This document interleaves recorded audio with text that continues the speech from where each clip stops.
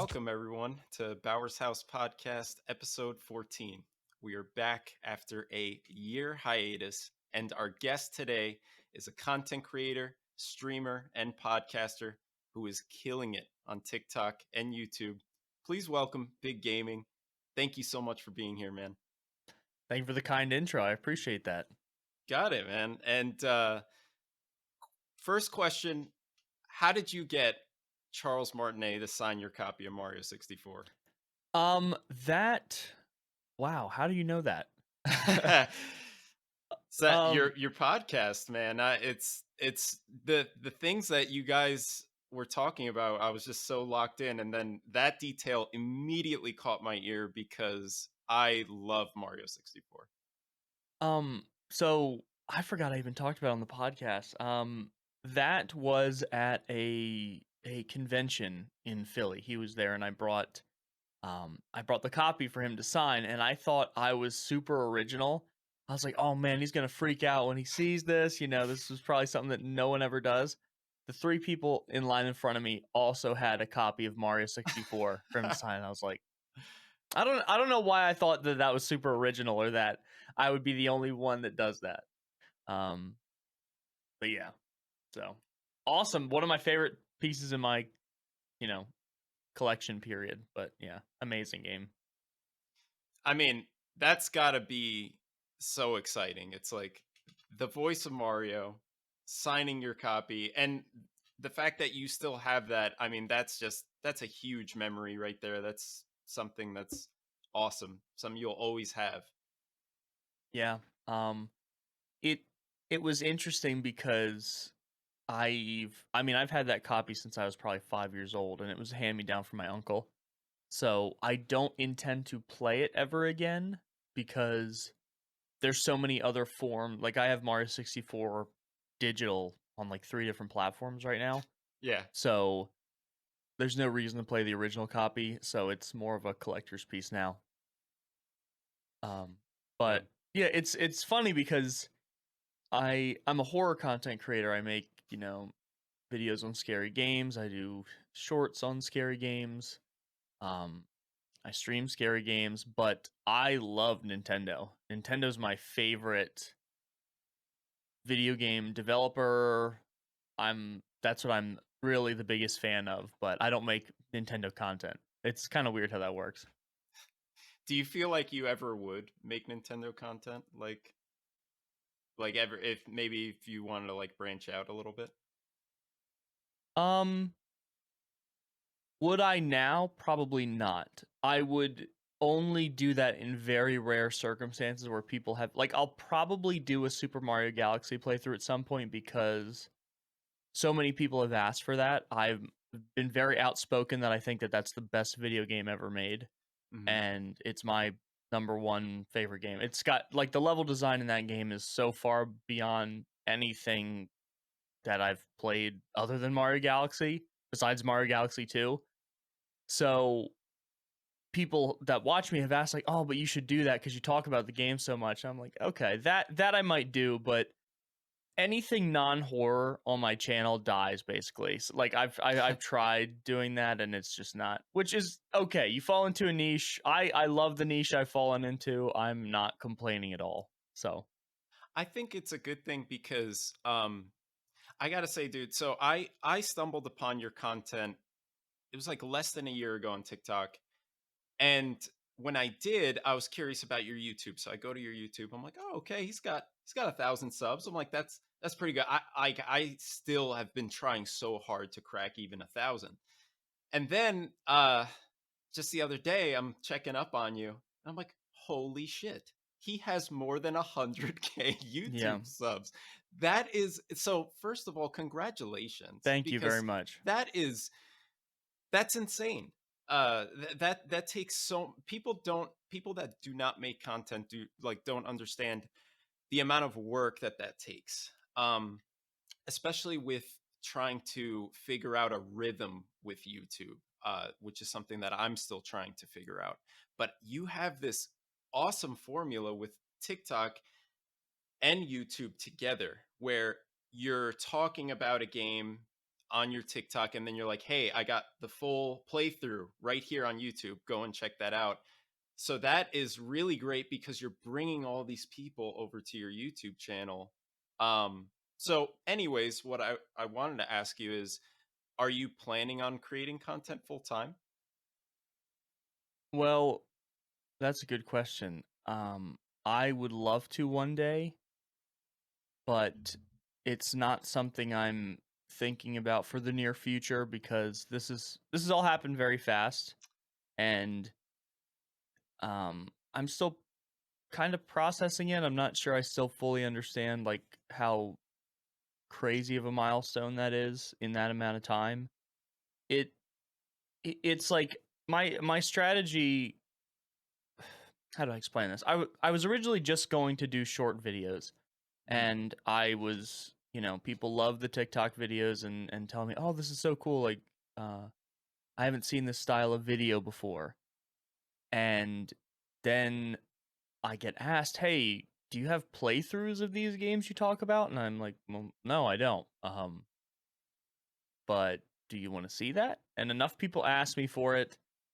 I decided to try it, but I was afraid that my long form videos would not stand out from the crowd. They would be lost in the sea of horror game content creators that play a free indie horror game and jump and get scared and move on to the next thing. So I decided to try to put my own spin on it and have a different style of commentary. But I think what ultimately, like, if we want to talk about content strategy for anyone looking to get into that, the big thing that I think has done it for me is that I take the concept of the horror game I'm playing and I turn it into a scary story that I would tell around a campfire. That becomes the short video. You mhm. take that concept, turn it into a short story that you can, like, something you tell your friends around a scary story campfire or whatever. That's a short video. And you can say, "Oh, you can check it out yourself, but if you want to see it over here, uh and I think that's been like the 99% of the reason that this has happened. Yeah, it's proving that TikTok is such a powerful platform that it Oh can yeah. totally fuel whichever other platform that you want to get off the ground. 100%. 100%. Yeah. And I had no intention of even ever doing YouTube. Um until people from TikTok asked me to do it. And it's it's tough because there's so many differences between each platform, whatever you're trying to grow. And the biggest thing with TikTok is you have under 3 seconds to really grab someone's attention. Mhm. So I thought that doing this storytelling style, it's much more work than posting a gameplay clip like, most horror content creators, which again, there's nothing wrong with this. People have found awesome success with this. It doesn't work for me and my style at all because I'm not that funny. I don't like I'm not gonna be able to make someone laugh by like a reaction or something like that, like a lot of people are. And I recognize that as a shortcoming, so I have to grab someone's attention in another way. And um yeah, so like instead of just posting a gameplay clip, we do the method I was talking about where it's, you basically turn it into a story. Takes a lot more. I mean, one of those 40 to 60-second videos easily takes me over an hour to make. No question. And you have Yeah. 6, 7 of those a week. Um plus the, 3 long form videos a week and 3 streams a week. It's right now I'm putting in full-time hours even though it's not my full-time job, but I just don't do anything else right now, to be honest. That's the big thing. That's what I need to figure out in my life right I now. I wanna just take it back to you saying that, Sure. uh, you not being funny with your videos is a shortcoming. I would disagree. I would say that that's a strength because you found what works with your videos. You found your formula, your style, and you don't need, in my opinion, you wouldn't need to change that in any sort of way. Um, because with your TikToks, what's great about them is it's like the movie trailer to your playthrough on YouTube. It's that 30 seconds or a minute getting someone interested and hyped about the video. Mm. And then when they go to check out your playthrough, I noticed your playthrough videos are really well edited because immediately right off the bat you're describing the game, and the edits are very on brand with YouTube. It's like not dragging on, but it's like you're hooking them in really nice, I noticed. And and I think that's why it's working so well, is just that TikTok style blending in with your good YouTube editing. Yeah, well, thank you. I appreciate the kind words. I have like very edited intros, and then once the gameplay starts, it's very minimally edited. There's parts taken out, there's stuff moved around, but Mhm. I don't do jump cuts and zoom ins during the actual gameplay. I People may disagree with me on this. I feel very strongly that that takes away from the actual getting immersed into the game and putting the horror game first rather than the reactions of the person playing. Mhm. And there's room for both content. People want to see reaction content, and that's fine. It's just not what am doing, kind of thing. It's nice to have the blend of both TikTok and YouTube because you have two different types of audiences there. You Yeah, have for you sure. have like you mentioned the 3-second audience, where you got to hook them in quick, and then you got people on YouTube who want long form content, who want to sit there 30 minutes, hour, watch like a 3-hour video essay about Mario. It's like Yeah, they want that. And that's what I love. I'm personally not a fan of making videos in a minute or less because I feel video games, the lore with them and everything, it's so hard to reduce it just down to a minute it without is. just glossing over huge details about whether it's game characters or Yeah, whatever. Um that's but 100% true, and I run into that because I do a lot of lore videos on horror game characters, games, stuff like that too. Um, not all of my videos, like half of my videos are trailers to a playthrough, like you said. Half of them are standalone lore discussions, and people in the comments all the time go, "Oh, well, you missed this, this, and this." I'm like, I have it's 1 minute. like yeah. Yeah. I 100% understand that, and it's normally stuff I've seen. I have to pick and choose what I think is the most important for the video and what I think is going to grab people's attention the most. Of course, I don't, when someone says that, I'm not upset about that. I'm like, "Hey, thanks for even commenting on one of my videos in the first place." Sure. Um, but yeah, like you absolutely have to gloss over stuff. There's big stuff you're going to miss. So, yeah, that's a very good point. And it's frustrating to deal within the confines of that sometimes, but I really think nowadays it's so much more difficult to grow if you don't have consistent short form content. It's Yes. almost impossible. I don't want to say it's impossible, but it's brutal and It's it's cutthroat if you choose to go down that route. it's not like the early days of YouTube where you No. could put something out, wake up the next morning and be a star. It's hard work. It's like you're saying, relying on that short form content to really boost the long form. It's almost like you have to prove yourself to your audience and say, I have something interesting to say. So check out my short form stuff Yeah. so that you can enjoy my long form stuff. It's unfortunate that that is the formula now, but that's the way it is. Um, it's kind of like how people will complain on Twitch that I'm not growing. How do I grow as a Yeah. streamer? Well, you got to make content Yeah. because not everyone is just going to be scrolling through Twitch's search or whatever trying to find you. Yeah. They, How they often do you do that? How often do you scroll through random Twitch? Never. The Uh, only time is if I'm going to do a Twitch raid on somebody, but that's sure. it. Right. Yeah. And that's. like as just a strictly a viewer experience, it's something you rarely do, and I think that because I started besides making videos when I was like 14 and 13 and stuff like that, like just you know messing around with my friends. I started as just as a Twitch streamer, and I started to learn why that's not a good idea just to be a Twitch streamer.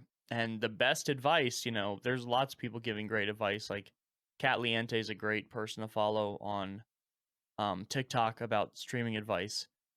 Best thing to do as a streamer, 99% of the time, is to stream less if you want to grow. Stream less and focus that time on making content. That sounds ridiculous, but like 100% stream less. Do like I'd rather you do 2 focused streams a week that are really good and spend the rest of that time on making content. And then as things start to shift and the winds start to change, then you can kind of pivot to, okay, let me focus more on streaming now that I have an actual audience. But you have to give people a reason to care about you.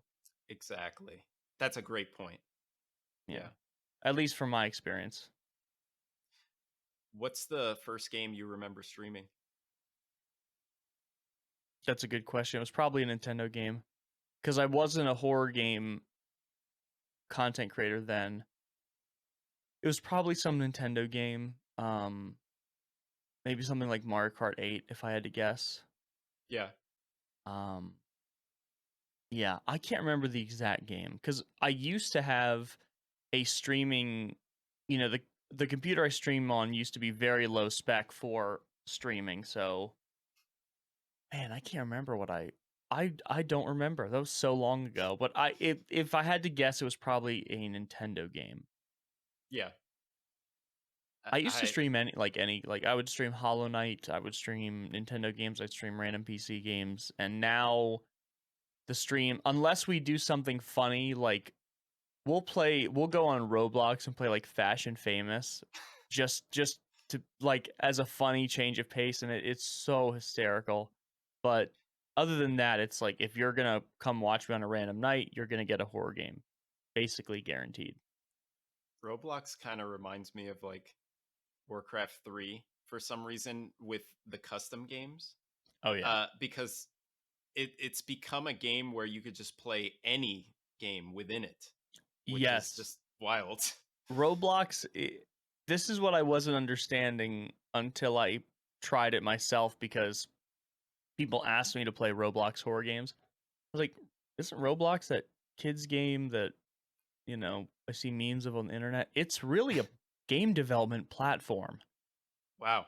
It's Roblox is not really a game. It's a platform to develop games and play other people's games. And just like every platform, there are advantages and limitations, but if you know your way around Roblox, you can create some incredible. I mean, someone play. I played a first person shooter recently on Roblox that looked like a Call of Duty game visually too. Like you would never know it was something in Roblox. It's like, how is this possible?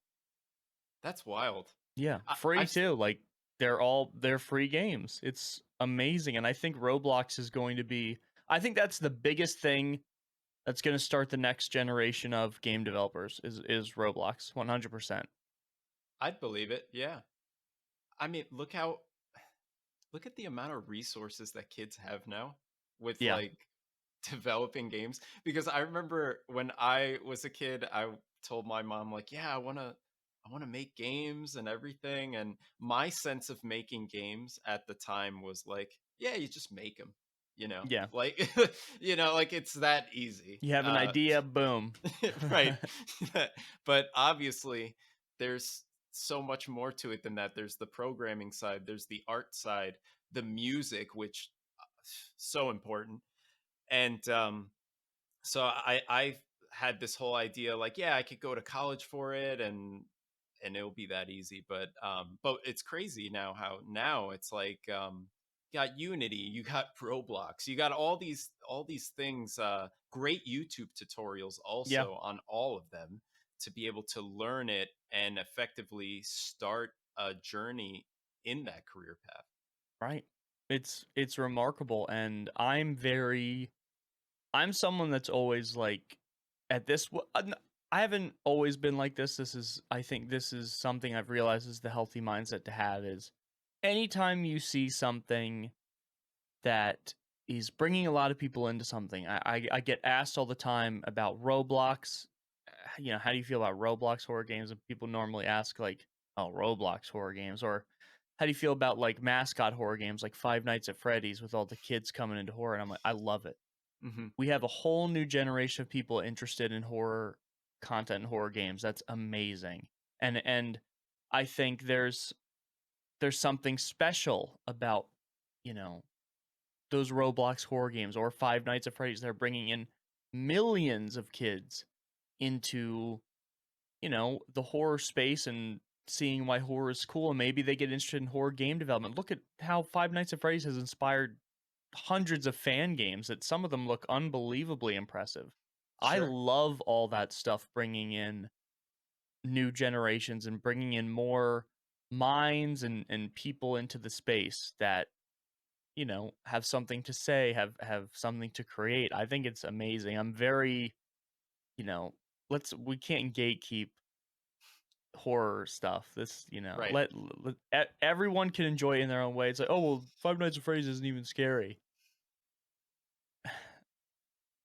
This might be a hot take. It doesn't have to be scary to be a horror game. Yeah. Yeah. It can be creepy, unsettling, or just the atmosphere, but it doesn't have it doesn't being scary is so unbelievably subjective. It's one of the most It is. subjective things you can experience. And there's so many, and I've talked about this before on my podcast. There's so many different layers to scary. You got the Yes, gross out. You got the general just creepiness, jump scares. People, bingo. you can't lump all that into just one Yeah, thing. There's so much more to it than that. I'm trying to think of some good examples. Like for instance, like Resident Evil, the Resident Evil series, the first three always gave me a sort of like unsettling type of yeah, feeling as I played them. But and apart from a jump scare here and there, uh, I feel like Resident Evil was never really known for jump scares. It was more known for its creepy vibe, like being in the mansion in Resident Evil 1, and for instance, like being in the dining hall yeah, and all you hear is that clock, the grandfather clock, and the occasional lightning strikes coming down. That gave me more a sense of like immersion than yeah. anything. Atmospheric. Yeah, absolutely. Yes. That's I agree. I don't. People talk about Resident Evil as horror games. Outside of a few moments in games, they're not jump out of your seat scary. Um, as we've seen from a lot of horror games nowadays, especially indie horror games. Um, but yeah, like that's a very good point. There's so many different types. You have something like Silent Hill, which is basically all psychological horror. There's Hmm.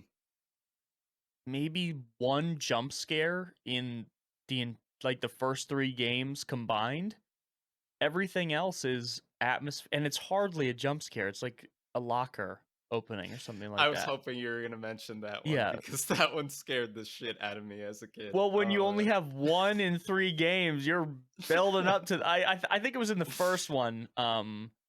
Correct me if, I'm sure someone, if I got that wrong, they're gonna be like, "Wow, big gaming, how did you get that? You're the horror game guy." Yeah, come on. Yeah. It's been a little while since I played Silent Hill 1, but, um, yeah, absolutely. Silent Hill 2 is still the best example of a psychological horror game. I don't know if that will ever be topped, and I didn't even play Silent Hill 2 till about a year and a half, 2 years ago for the first time. To this day,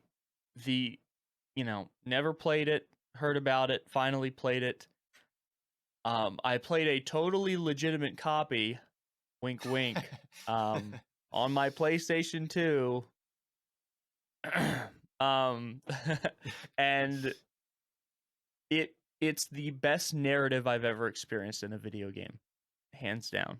And I say that comparing a PS2 game in the early 2000s to any narrative in a AAA game I've played in the past decade, and Silent Hill 2 clears it completely. It Wow. was absolutely unbelievable the vision they had for that game and how well they pulled it off.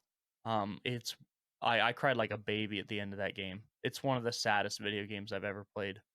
Wow. And it's funny. Out of the Silent Hill series, I've only played the first one, and I still haven't even beaten it, which is, but I have so many games like It's that. tough. It's not an easy game. It Let's just get that down, you know? Yeah, yeah. And so this actually goes into a question that couple questions I had for you. So Sure. have first one, have you played all the Silent Hills, and if so, would Silent Hill 2 be the one that you'd recommend, say, to a guy like me who's only played the first one?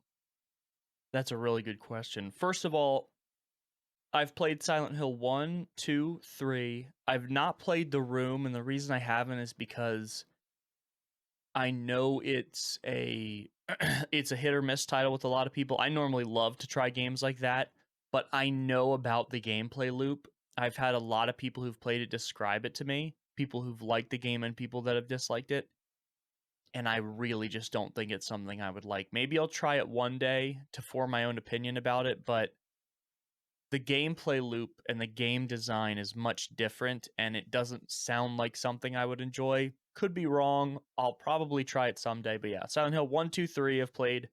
I've played Silent Hill Shattered Memories.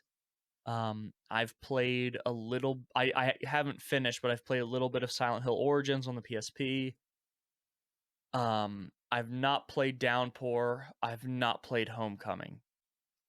And Gotcha. I didn't play the really bad one on the PlayStation Vita.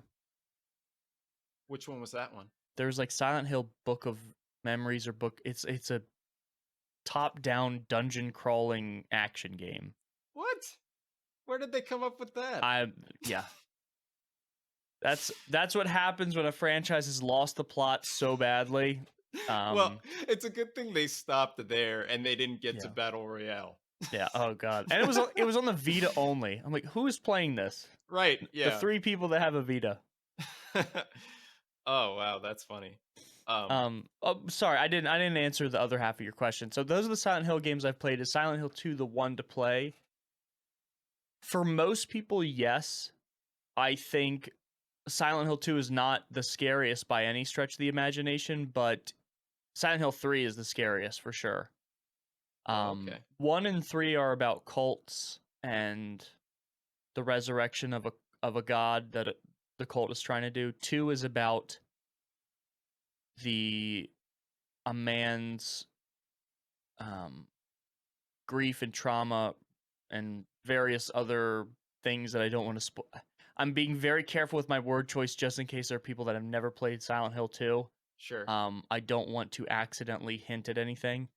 And how those aspects of his psyche are represented in the actual monsters in the world you explore. I think a lot of people one of the biggest misconceptions about Silent Hill is that the whole franchise is about like um the characters like the monsters meaning something and they mean something in relation to the main character. Oh, this represents his XYZ. Silent Hill 2 is basically the only one like that. Shattered Memories kind of is in a much more overt way, but Silent Hill 2 is really the only one like that. 1 and 3 are about cults and stuff. Like the Silent Hill um dark world that's experienced in 2 is just experienced by the main character James Sunderland, and all the other characters have their own personal version of Silent Hill based on them and the things they've gone through in their life that they're experiencing.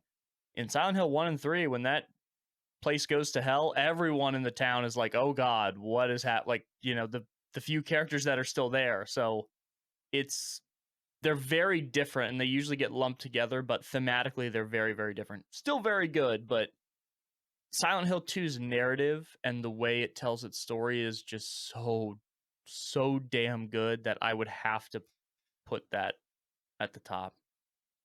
Yeah, I've just heard just such incredible things, and Yeah. it's on my long list of games to sit down and fully enjoy and Yeah. complete. Um, emphasis on complete, because completing a game when you're in your early 30s is a feat. You Yeah, know, you got to pick and choose. you got to break it. Yeah, exactly. You got to pick and choose, or break it down into really small bits or something. And but I'm still working through Tears of the Kingdom. Not done that game yet. I bought it launch day. well, that doesn't surprise me. You know why? Because that game has so much It's huge. content and Yeah. so much to do. And correct me if I'm wrong, I believe it was the development process took 12 years. I read one article that said it took 12 years to make, but I don't know if that's true or not. I think the reason they say 12 is because Breath of the Wild took almost 6 if we include the planning stages, and then Tears also took 6. So I think because conceptually it's really an evolution of Breath of the Wild that they're saying 12. Tears alone was 6 years. Yeah. Um but 6 years for a sequel, like I guarantee the vast majority of that time was figuring out how to make the physics and stuff work in that game, because it's one of the most sophisticated games I've ever played, if not the most.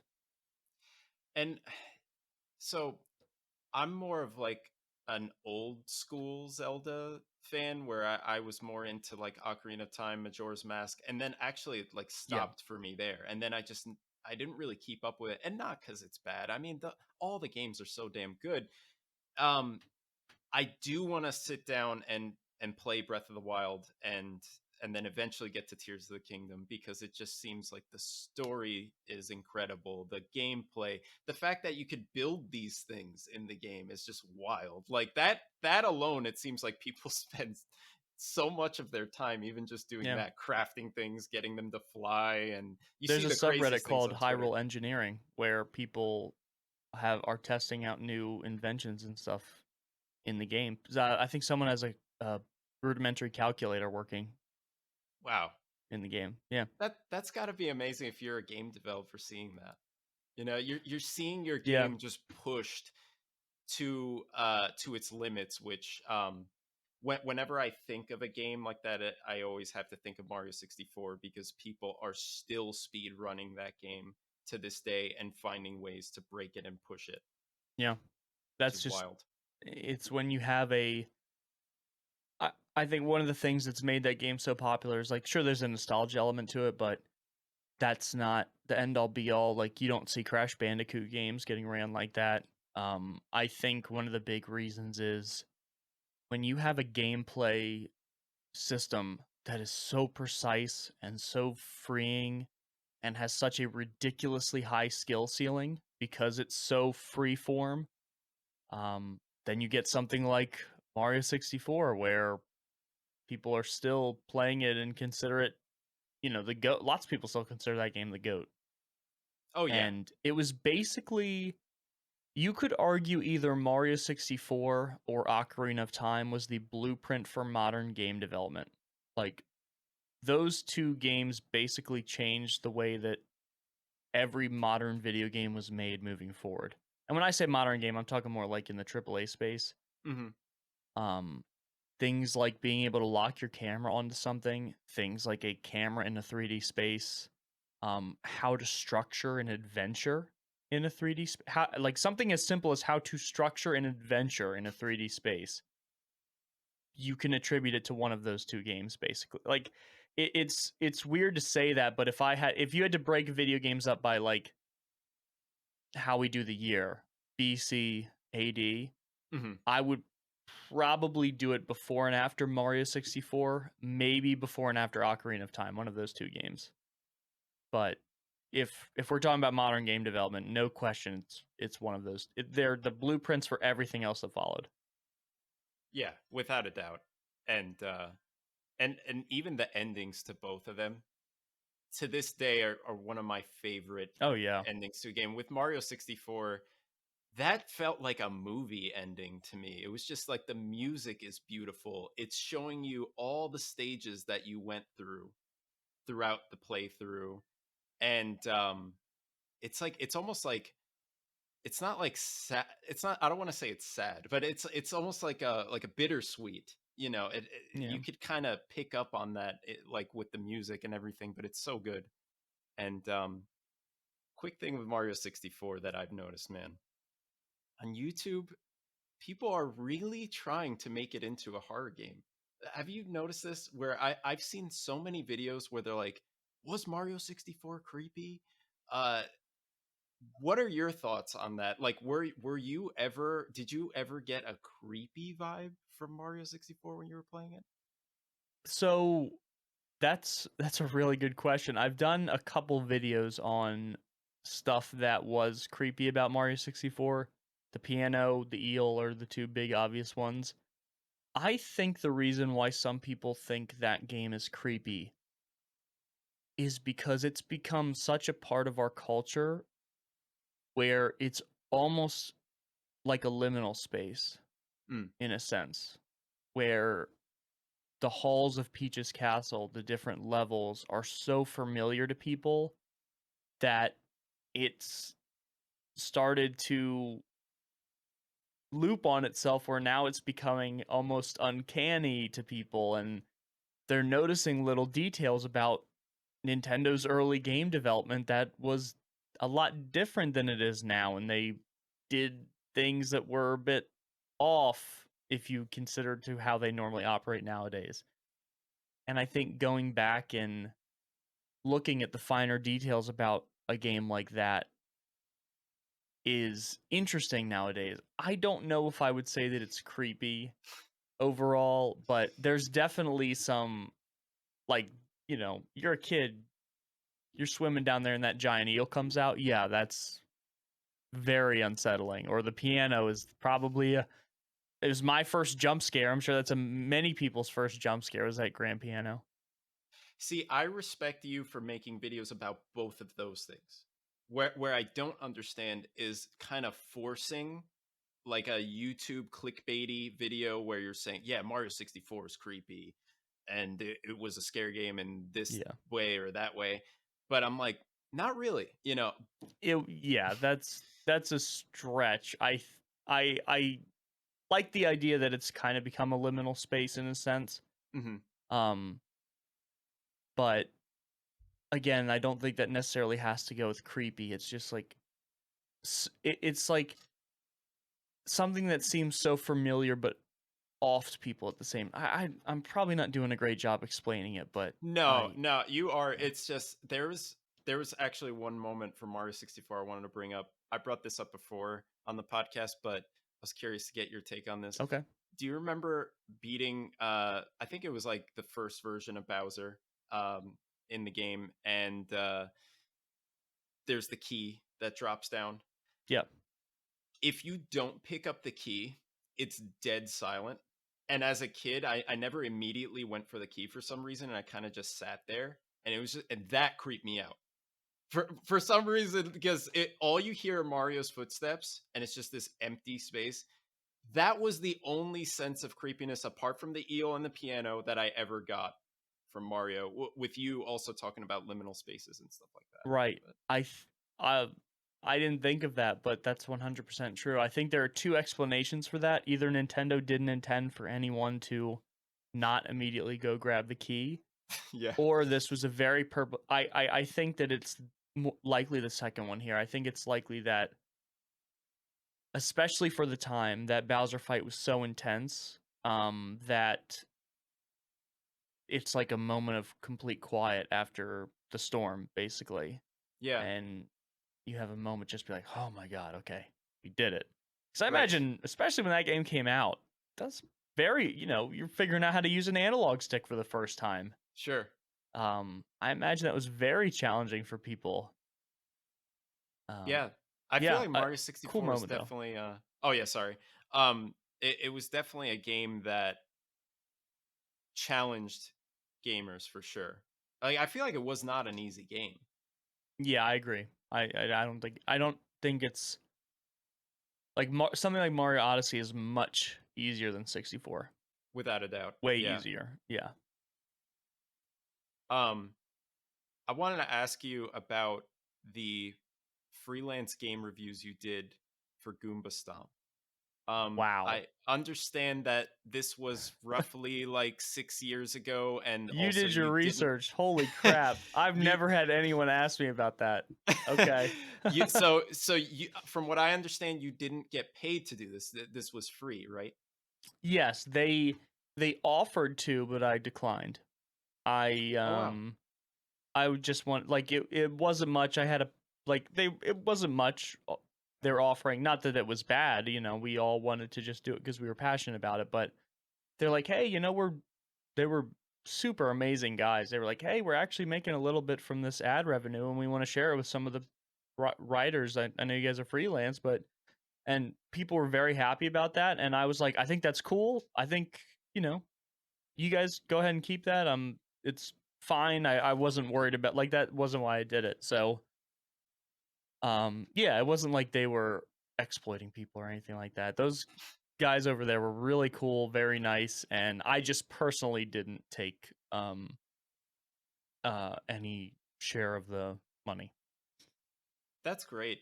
I mean, that just shows right there your passion for games. That you are down to just for free write these full comprehensive reviews for for games and not get compensated for it.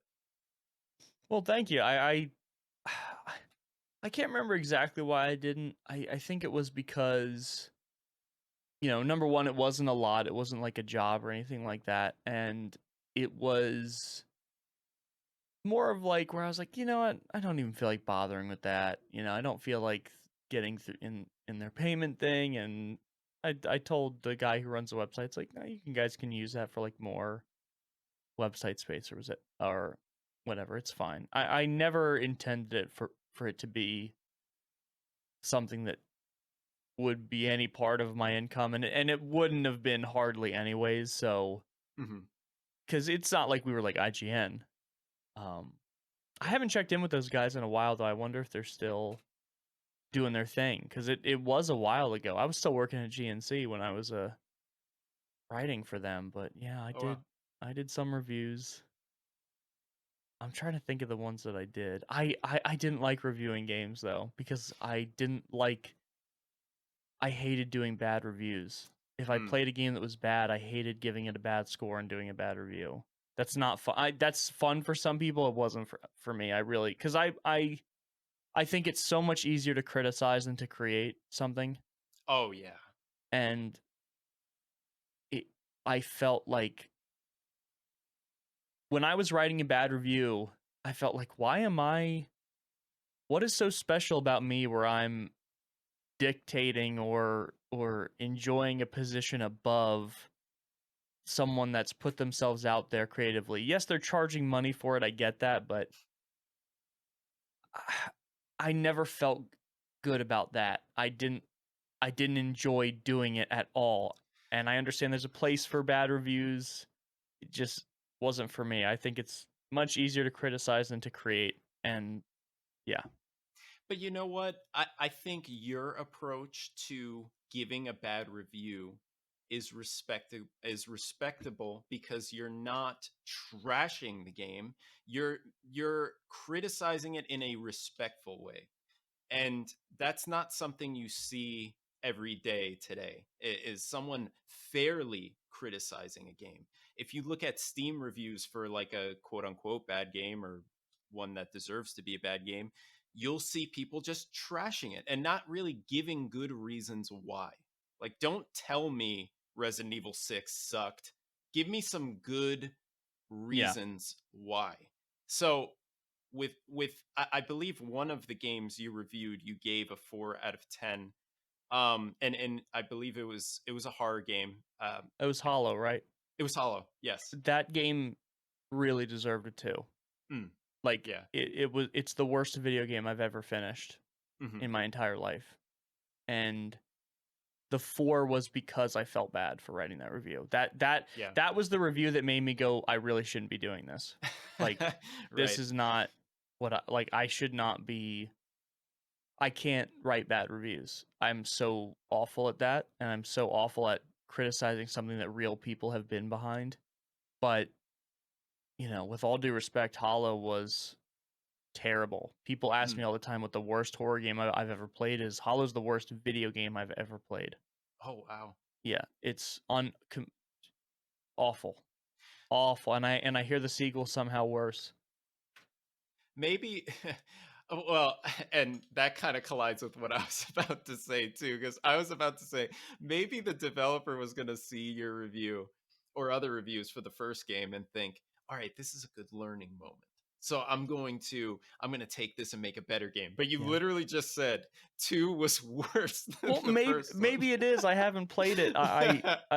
It's like it's not a survival horror game anymore. They turn it into Mm. more of like something like Doom, Oh, like an arena combat first person shooter type game. But I the they're like, "Fuck it, it's Doom now." We yeah. they're like, we give up on horror." Part of me is Uh, like, I hope they never read my review, but the other part of me is like, I could not have been the only one that wrote a bad review. I mean, if it's on Steam, I'm sure it probably got I think it lit is, up. yeah. I So, reviewed the Switch version, but the performance and visuals were not the big problems of the game. It was everything related to the game design was terrible. yeah. But yeah, very happy. I don't review games.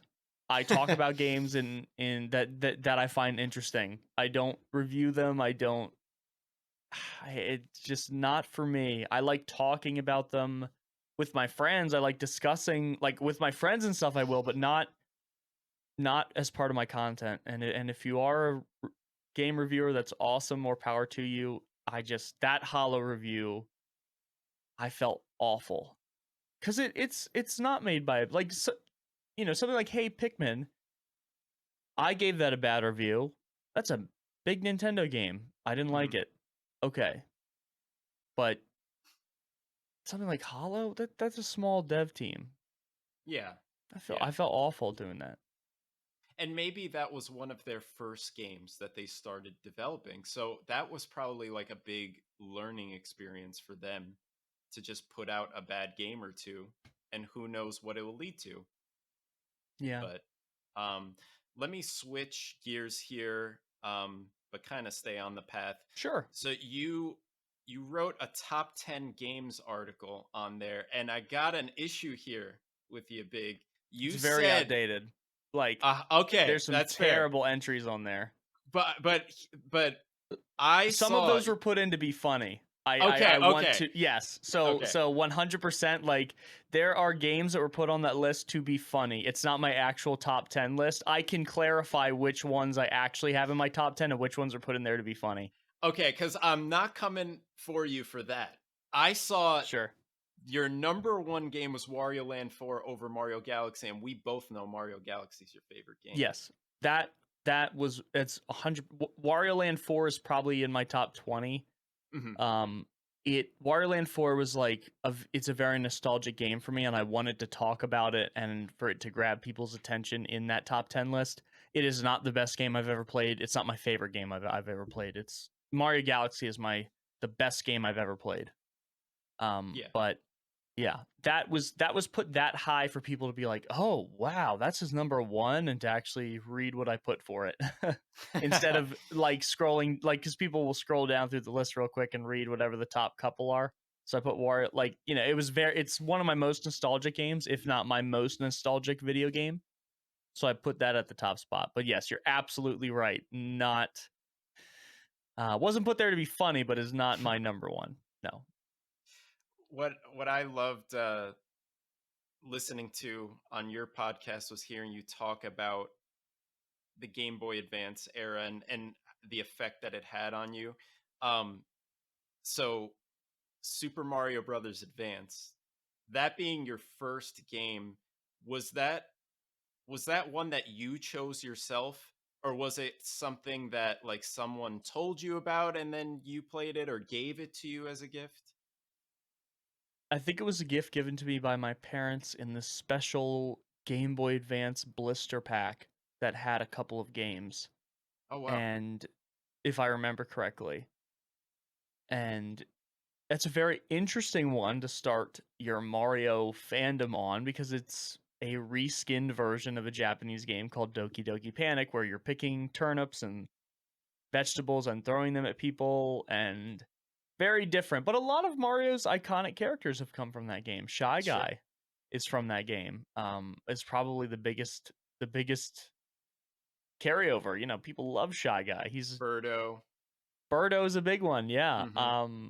But gameplay wise, it's very different. Very surreal. Very Tough surreal game. game. Super Mario Brothers 2 was not an easy game. Not at Especially all. playing it on a Game Boy Advance. Yeah. That just makes it so much tougher. It's like not a backlit screen, it's like you're hoping if you're playing it in the car, you're like next to the window getting some sunlight on it, and it's like, man, Yeah. The um SP was such a nice upgrade back then. it Oh was, my yeah. god. Oh man. You don't know how many times I was playing like WarioWare and like hoping for some good lighting, or being afraid that it would affect my score or something. How do you feel about WarioWare? Okay. Freaking love WarioWare Inc., the first one, and Twisted. I played the one for Wii when that came out, which was wait, was that Smooth Moves? Which was the one for the Wii? Smooth Moves, yeah. Was it And Smooth it's getting Moves? a follow-up on the Switch called like S- WarioWare Moves, something about moving, but it's a direct follow-up to Smooth Moves. Yeah, so those 3 for me, I feel are the best. And then it's not really fair for me to criticize the GameCube one because I haven't played it. But I played the Switch one and I wasn't a fan of that one. Um, how do you feel about WarioWare? I think WarioWare Inc. is one of the most, if we're talking about game design, it's one of the best games ever made. And I think that is probably, some people think that's ridiculous, but that that gameplay is absolutely genius, and I guarantee you that a ton of mobile game developers were inspired by WarioWare, and that started a huge, like, I think those ideas, even though the game series isn't that big, those ideas were completely transformative. Yeah, what other game was like that at the time? Nothing. There was None. not anything even similar to WarioWare, it's the best example, one of the best examples of just genius game design that was Absolutely. so ahead of its time. 100% agree. Yeah, And the if you're not even playing through the main like aspect of it, the yeah, freaking mini games were so amazing. addictive. The paper plane one, the skating board, the one from Twisted with the sumo hands and the Yeah. pillows, pillow fight. Like those were so much fun. So one of the reasons why I think when you said you like Twisted and the original as your favorite, and Smooth Moves as well, but Mm, Twisted and the original I think are made by the same team. It was one of the really good internal Nintendo teams that made the first because they just really wanted to, and it was like a passion idea. And Twisted was also made by them. A lot of the others are made by different teams that aren't as internal Nintendo, I think. I don't know the nomenclature for a lot of those teams. mhm. Because it's like just a bunch of letters for like EPD is one of the Nintendo teams. There's a bunch like that, but I don't know which one it was. I know that those two were made by the same team.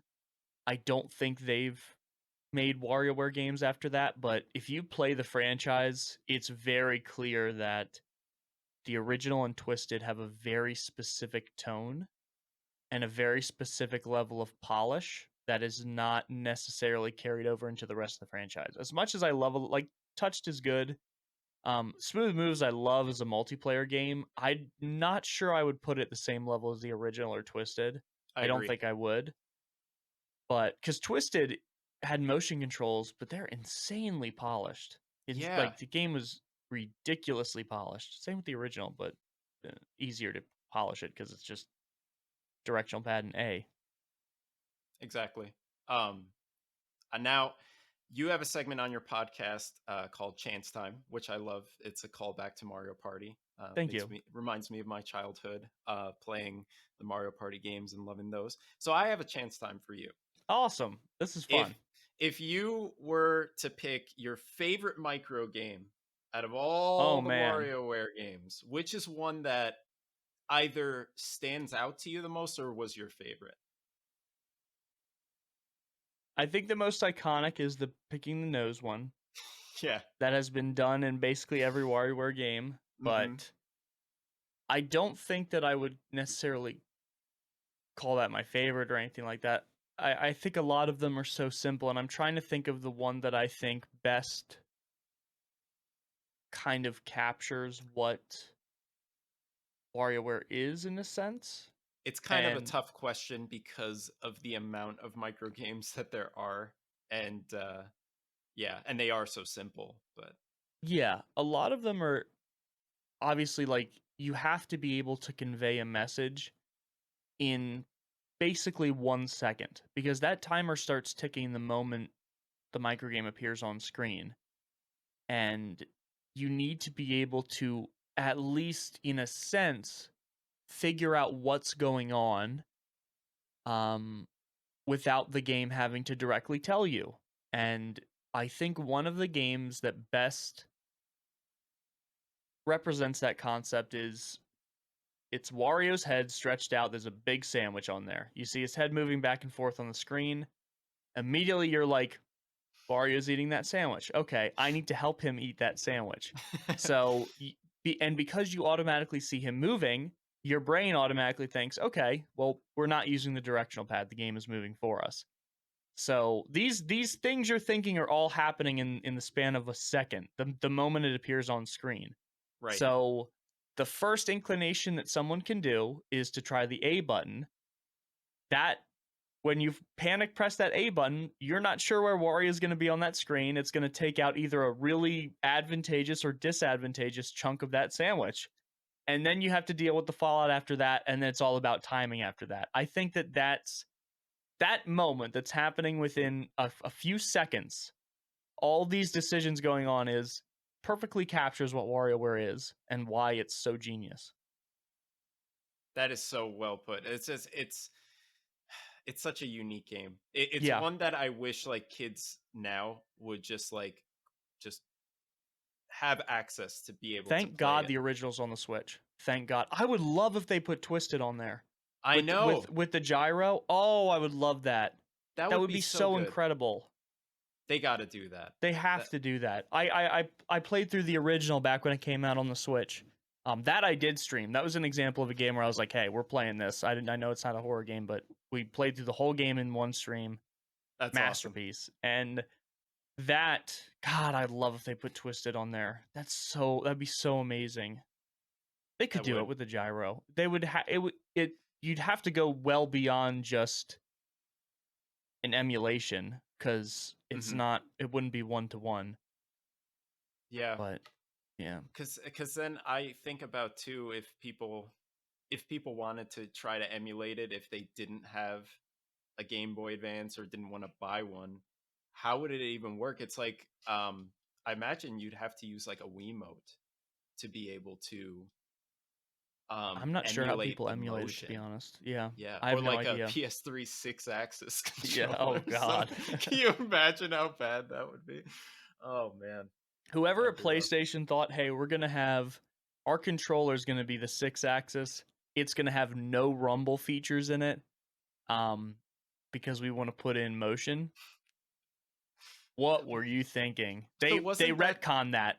Like hmm, they later put in like our rumble into their controllers, but the first PlayStation 3 controllers launched with no rumble in them at all. I don't remember that. Oh wow, Yeah. that's funny. The OG place launch PlayStation 3 controllers, I'm not sure how long that stuck, but they did not have rumble in them. They were basically like the same weight as a piece of paper. It Oh felt like a wow. Mad Catz controller. You see, so I didn't get the PS3 day one, so that's why I Yeah. don't know that. But wow, yeah. Um, so with them implementing the six-axis motion controls, is it fair to say that that was just them just trying to compete with the Wii at the time, or was that just their own I spin? Just Yeah, no, that's a good question. I think that I don't think they were trying to compete with the Wii because I think the PlayStation 3 either launched 2 days before or 2 days after the Wii, and if that Mhm. was the case, they would have no idea what the other's doing. Right. Um, the Move was absolutely a response to the Wii, but Yeah. the 6 axis, I think, was them just kinda trying something, and some of those ideas carried over, but not even remotely in the way the PlayStation was thinking they would translate to. It 6 axis was really something that they tried and just didn't. It was a gimmick that never panned out, which is fine. I mean, the 3D on the 3DS was basically the same. There were 2 games that I played that really made me go, "Oh, okay, this is transformative." 2 Right. games the entire time me playing the 3DS, and that was Mario Land and the Star Fox 64 remake. Huh. Yeah. Other than And that, it was a gimmick. yeah. Yeah, I guess that didn't really pan out for them. Yeah. The Star Fox remake on DS was one I wish I played. It's Because very I've good. yeah, because I've only played the N64 one. That one beat it as a kid. Still love it to this day. But yeah, that would be one for me to check out one of these days. Um, do you have an obscure game that you wish more people knew about? Yes, I do. Um, and it's the scariest game I've ever played. I've played I've probably yeah, I'm probably in the triple digits at this point for horror games. Um, the scariest game I've ever played does not get talked about in the normal gaming space at all. Never gets brought up. Um, within like the Outlast, Dead Space, that sort of stuff, and this is so far beyond those. It's a game called Lost in Vivo. I've talked about this a million times on my stream. I've done many videos about this game. It's a cheap game on Steam. It's made by the same guy who made Spooky's Jump Scare Mansion, I believe. And it describes itself as a game about claustrophobia, but it's so much more than that. It basically touches on most types of fear you can imagine that can be expressed in a game form. And it's probably the only horror game I've ever played that is scarier the longer you play rather than the player getting used to what's happening and it not being as scary the longer you play like every other game.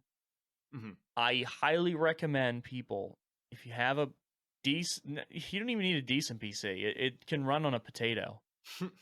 Lost in Vivo is terrifying. I mean, truly terrifying moments in that game. And it was a game I had to take breaks when I was playing through Wow. because of how I just yeah, constant subversion of expectations, very interesting creature designs. It's similar to Silent Hill in how a lot of those creatures are represented, but I don't think the game structure is necessarily similar to Silent Hill. It's a first person game. I'm trying to think of other things I can say about it. I don't want to talk about specifics about it. It's one of those games that you really just need to play, but I hope it can be topped for me one day. I would love for my answer about what the scariest game is to change. It might change this year because Puppet Combo, I think, is releasing the full version of the Power Drill Massacre, and I've heard Mhm. from other creators that that game is like rough. The early access version is, and Wow. I'm gonna wait for the full release. I'm not gonna play the early access version, but His games are so good. I they are. love Puppet Combo. I just played Rewind or Die recently, Yeah, and that one has such good jump scares. There was just so many moments that really got me good, and I just love what he's doing. Uh, his style of horror game is just great. yeah. I think that's an example of what happens when you don't have to be under a publisher where you have to compromise your vision. Hmm. He does things that even get a lot of other game developers would not do because we don't want to make it like hard on the player in this sense. Like if you have a vision and you believe so strongly in that vision for your game and the exact experience and feeling you're trying to elicit out of the player, he doesn't compromise on anything to achieve that, and that's why his games stand out so much. Yeah, Because there's lots of other PlayStation 1 horror aesthetic games. It's not just that. right. It's a game. It comes back to a game design thing. For sure. Um, and I love how his games too are funny. Like there's aspects of it that in Rewind or Die, there's a moment where a guy just starts Naruto running, like after Yeah. he's done talking to you, and I'm like, that's awesome. It kind of That's gives you a great. nice moment to just laugh Yeah, and then get back into the scary aspect of it. that's Um, funny. but that game Rewind or Die, I felt was more of a jump scary game than it was atmospherically scary. I Um, think I think Rewind or Die is just published by him. I don't think he actually developed that game. oh yes, actually, It's yeah, you're like right. it's a Torture Star game, which is Puppet Combo when it's not made by the guy. It's he's publishing some and overseeing kind of someone else's work, which is still like Right. the games that come out of that publishing thing still feel they have that touch, you know. They still fit into the mold, but they're not he's not actually coding the game or like developing the game. Gotcha. Yeah. Yeah, that's fair.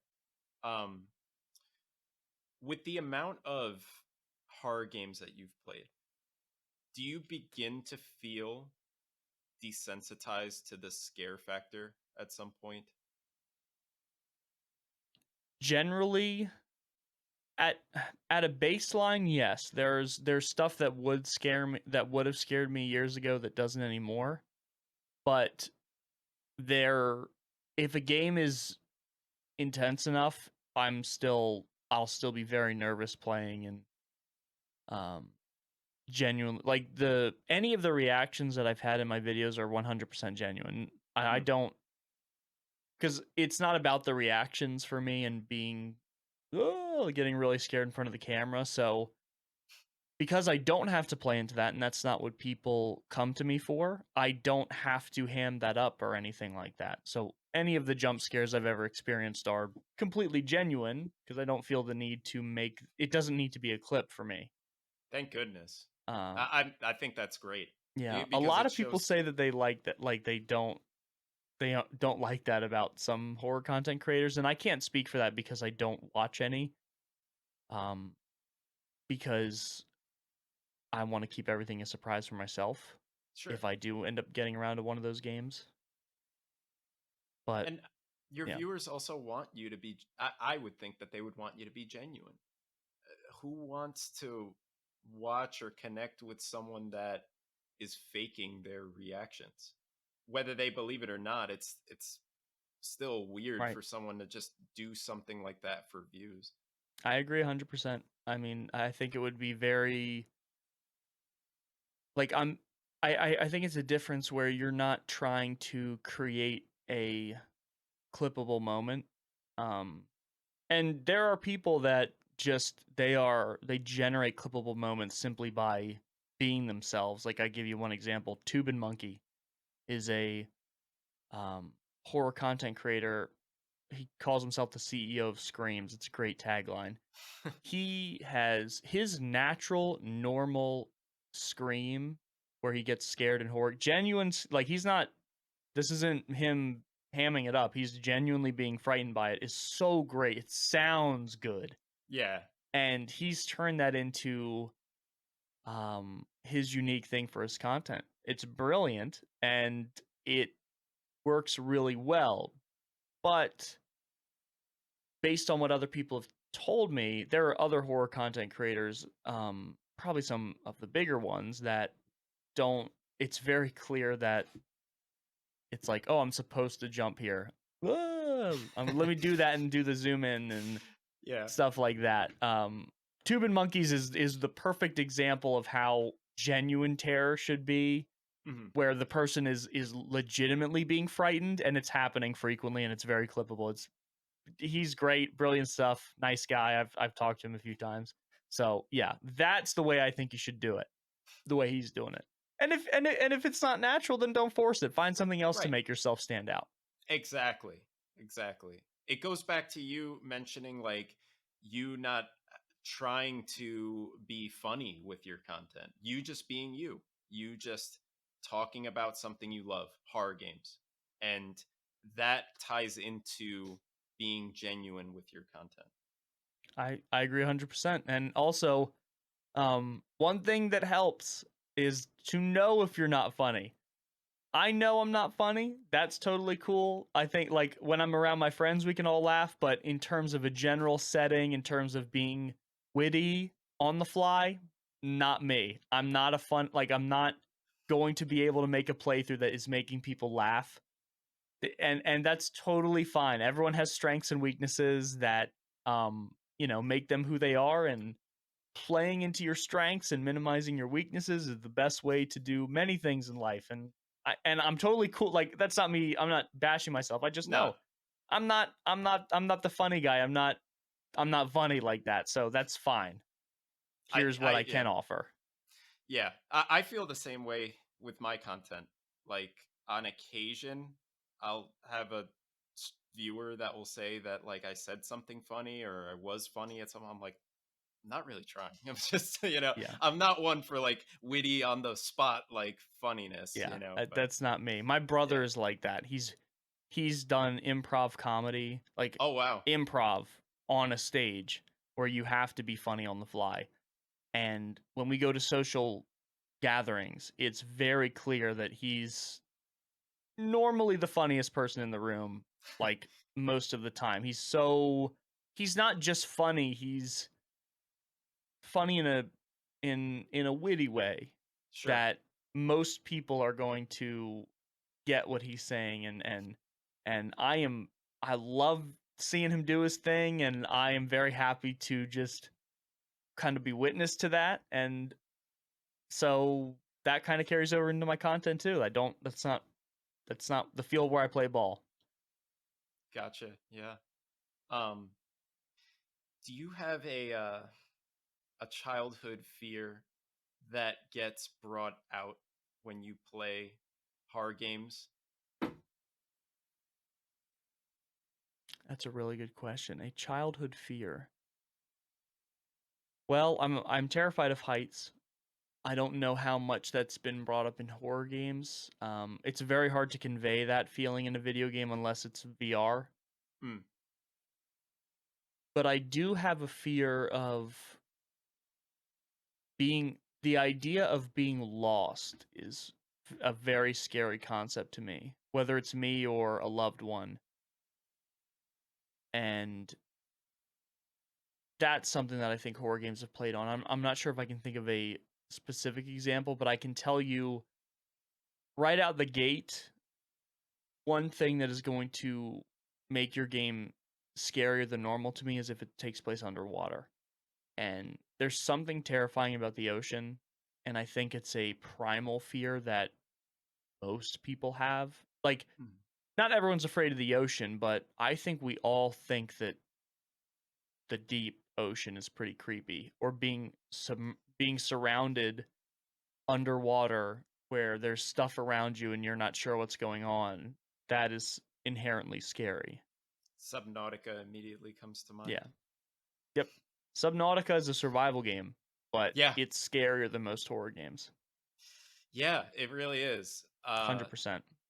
It's like especially early on in the game when you don't really have the fancy technology to go further deep, like you just have just Right. your oxygen tank and then you hear oxygen and then you have to like freaking swim your way up as quickly as possible. It really does like Yeah. trigger that like sense of survival in you. When you hear something off in the distance and you hear it echoing toward you, Oh man. I trip out when I like when I'm on my paddleboard here, like on a lake, because like the water is like kind of dark and it just makes you wonder, like, all right, if I fall in this lake, is there anything in here that's right. watching me or gonna grab me? Yeah. You don't, we understand so little about it too. I think that's what makes it scary. There was these Wii games back in the day called Endless Ocean. They are not horror games. They're not survival games. Nothing can hurt you in these games. They are ocean explore, like diving exploration games where all you do is dive at a location, look at look at the fish there, it gives you facts about them, you put them in your logbook. That's it. There's Yeah, no challenge or horror or anything. When you go to the dark parts and you go to the deep areas, it's terrifying. This is an E for everyone game that is not intending to be a horror game at all, but the ocean is inherently scary. So if you accurately represent that in your game, it's going to be a scary game, just point exactly. blank. I love when a non-horror game is scary. Yeah, I think that's the coolest thing. Like if me too. somebody discovers that and then just makes a video about it. I've definitely done a couple of like short TikToks about it in the past.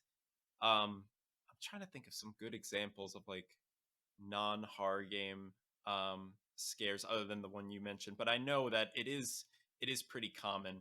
Um I think even in like GTA people pull up like weird creepy moments from Rockstar will that. put stuff like that in their games, I think. Yeah, Red Dead yeah. Redemption has a couple of examples like that. I did a video on Red Dead Redemption about like a really weird side mission where there's this like woman who's clearly dead in a chair, and her husband is talking with her as if she's still alive. Right. Yeah, That was really strange, and I think they based the look of the wife off of like the movie Psycho or something. Like there was like some references that's there. awesome. Yeah, and I was like, "Damn, dude, this is just Red Dead." And imagine anyone just playing the game late, doing the side mission is gonna be like, "I Yeah. wasn't expecting this. This is I crazy." I love that, and I hope Rockstar does that for their all their games, putting stuff like that in that is, like, seems out of place, but stylistically, it works well with the rest of the game. Like, there's bound to be people that are insane in Yeah. that world still.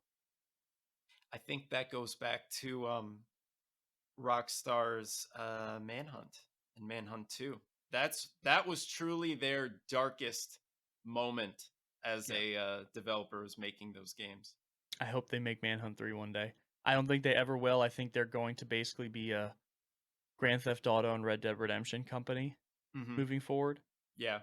I would not be surprised if GTA 6 is the last Grand Theft Auto we ever get, because GTA 5 is games as a service now, and I think they fully intend on doubling down into games as a service for Grand Theft Auto 6. Yeah. But I would love if they took a smaller team and made a Manhunt 3 with today's technology. God, That that would would be be so amazing. lambasted. Oh, or even at the very least, just remaster the first one. You know, like I would take that Now, I will because say, because of backwards compatibility, you can purchase or I think you can purchase or play if you have the original Manhunt disc. You can play it on your Series X, or you can. I downloaded the original Manhunt on my Series S for $8, and you can oh play it. wow, Yeah, because of backwards compatibility on the original Xbox. Yeah, it works great. It's fantastic. huh? Do not buy the Steam version. The Steam version's like broken. Really? Oh, Yeah, but it's like $8 on Xbox. If you have an Xbox One or an Xbox Series console, you can download it for like $8 and play. It's unbelievable. oh, nice. Yeah, yeah, that would be a good one to revisit for me. Never beat it. One of those games. Just made it through most of the way, but just Yeah. never finished it. Speaking of that, of 99% completing games, did you ever get around to beating Paper Mario Thousand Year Door? No, Do you think you will one of these days? probably not. I don't think so. Yeah, it's Damn. one of those So, that's like mostly done. did I You're say that on almost a there. podcast? You had mentioned that because Oh, but it's you funny really because did your then research. Wow. but here's the thing. I when you said that, it made me think of Ninja Gaiden on the original Xbox. I played through like half of it as a kid, and then they came out with the Master Collection. Got that, made it 99.99% of the way, Yeah. no joke, right before the final boss, and have not completed it. So that's what it reminded me of that. Yeah, I got to the final boss. Like, for those of you that are listening, I got to the final boss and just couldn't beat it as a kid. Lost the memory card. Oh no. That's the And worst. now we're here. I never technically all I had to do was beat the final boss. A similar thing happened to me in Mario RPG, which is getting remade for the Switch. So Except excited for th- that. this wasn't an issue of not being able, like I couldn't do it as a kid. It was I could not under any circumstances beat the final boss.